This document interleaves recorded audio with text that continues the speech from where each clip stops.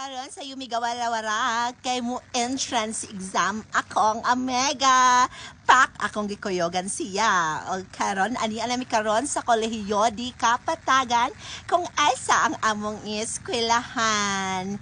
Hi mga ate, mao ni siya among eskwelahan which is very lovely.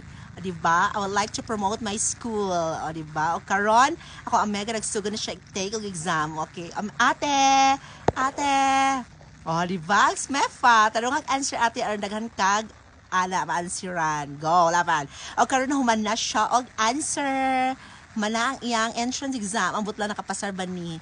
Kalawas sa OPAP with all the computations sa mga ana-ana geng-geng. ERS-R na siya naabas na.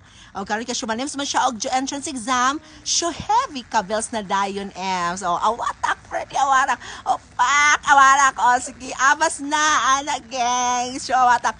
Wala, so, ana, ang mga keki rin ang chikahan ERS. Ana, wat nala sa, ana, sige, awatak na, ana, geng. Hala, karon ang mga keki arot, chupak, spotted, mga keki ERS. Diba? Karon kay, na may nalo, so, elo na ems. So, akong show mega ERS, nagsakay na siya glotomba ERS. Hello, ate Gokor. Wa pasakya miti, ana, ti, pliti, mig 15. Ate, ara.